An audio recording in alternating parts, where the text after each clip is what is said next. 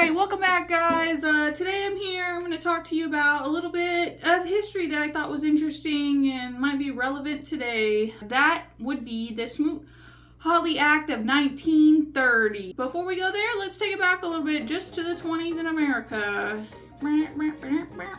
Some shit like that.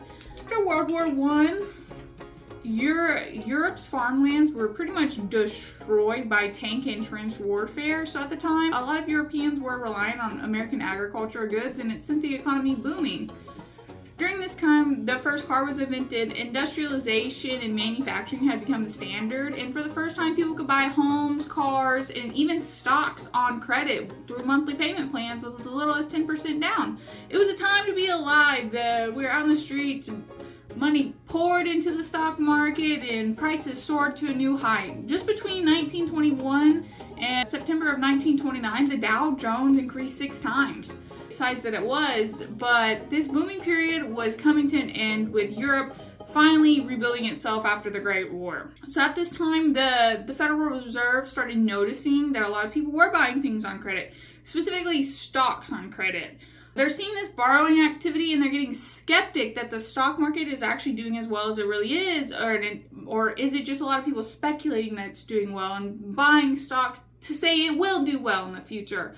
So the Federal Reserve is all kind of skeptical about what's going down. And they're really scared about it because people are just speculating on these stock market prices, and the Fed is wondering, are these people taking away money from real progress and not just the stock price?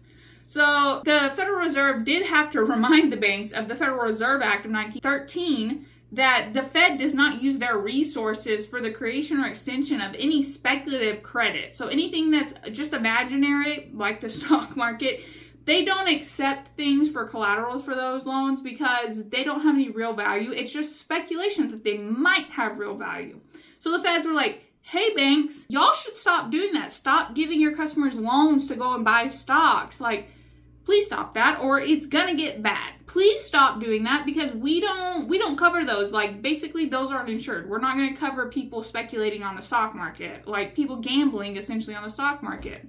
So, there's always a guy that thinks he knows better than a whole organization. And today that guy's name is George Harrison. He was of New York. He said, why don't we just raise the interest prices like about 2%? So at first the Fed resisted this idea because raising interest rates that much can cause a recession, but eventually caved in 1929 and allowed the rates to raise up to 6%. So after this, people started panicking, but this is only the first panic. After the rate raise, a lot of foreign banks was seeing what America was doing, and they just followed suit, raised the interest rates as well, and international commerce started to slow and contract because they couldn't afford to pay this interest rate. But the U.S., we're just still balling on the credit card. Even with wild variations from hour to hour in the stock market, the American sentiment was still pretty good at this time. So here we go, later into that year, September of 1929, there's a second guy who thought he was just the smartest guy known to man too, and that guy's name is Charles Mitchell. He thought his idea was better than the last. Charles thought that he could get a group of bankers together and come together and give them a show of confidence in the stock market. So he decided to go and buy a large swaths and blocks of stocks at high prices that they were at that day, to be like, look, even us bankers, we're giving you guys these loans to buy stocks. We even believe in these stocks. Now, this is seen as by most historians as the direct cause of the crash of 1929 and the cause of Black Monday and Black Tuesday. Investors began selling like crazy. Banks bought at these high rates, so it pushed the stock prices up even higher. So people who bought at below the bank's rate were just selling their stocks like hotcake, causing these overinflated prices that the banks and Charles Mitchell had bought. Those banks caused an even overinflated price. So they began selling like mad, and the stock prices plummeted.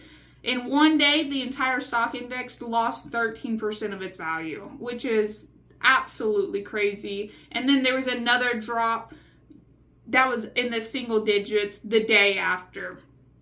So after this happened, people were not confident in the banks anymore. They're like, you guys don't know what you're doing. a lot of consumers and a lot of clients of these banks began withdrawing their money like crazy, which was causing a bank run.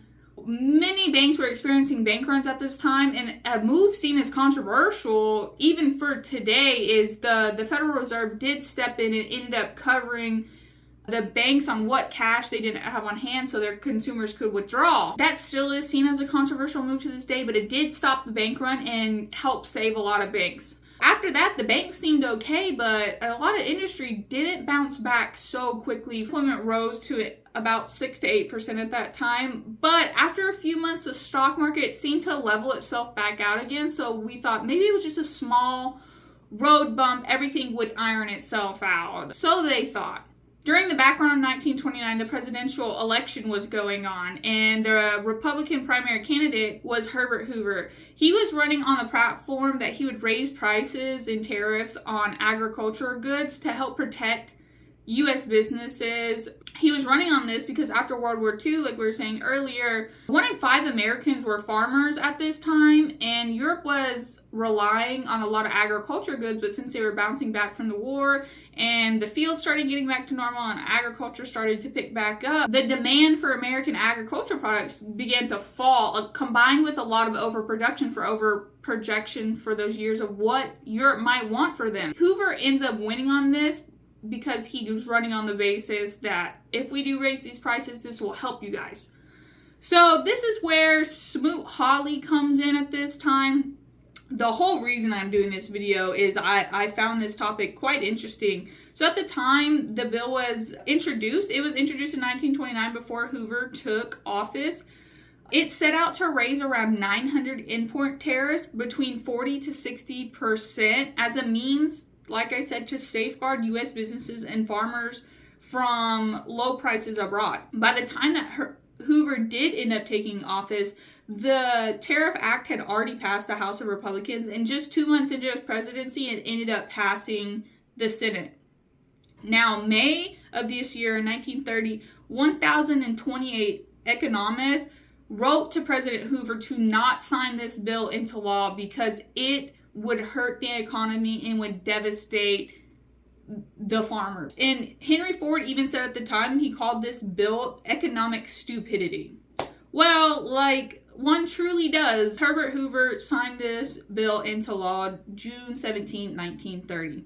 Immediately, there was pushback from foreign governments and foreign trading partners. Foreign private citizens began large amount of capital out of the stock market due to these new tariffs, and investors began incurring heavy losses, and imports became expensive to everyone. By September of 1930, 23 of our U.S. trading partners had imposed retaliatory tariffs against the United States, and one of the biggest ones was Canada, who at the time was our world's biggest trading partner, imposed even additional extra costs on American goods and imports through tariffs. And just to add insult to injury, at the time, Canada ended up lowering the tariffs from the UK to get their more goods, and just kind of as a fuck you to America. Now, at this time, unemployment in 1930 had rose to 8%, probably directly tied to this bill. By 1931, it was at 16%, and 1932 it was at 25%. By the 1930s, though, economists and historians say that the global economy had reduced trade by as much as 65%. Widely thought about 50% of trade was just all wiped out by this single bill and the retaliations from it. U.S. imports to Europe specifically fell by 2/3, about 67% between 1929 and 1932. So after this, Herbert Hoover was quickly kicked out of office due to the failure of this bill and to help Americans, and it set America and the world into a global depression until World War II brought us out of it in 1939. So what is the whole point of making this video? I don't know. Can global leaders not do this again? There's a lot of talk of tariffs and retaliation tariffs and everything like that. Can we not do this again? I'm not sure what we didn't learn about the whole phrase history repeating itself. Can we not do this again? We know that countries can survive Great Depressions. We know that, but some people can't. Some people are not going to make it if we have another 10 years of a Great Depression. But if we could not, that'd be great. So please don't.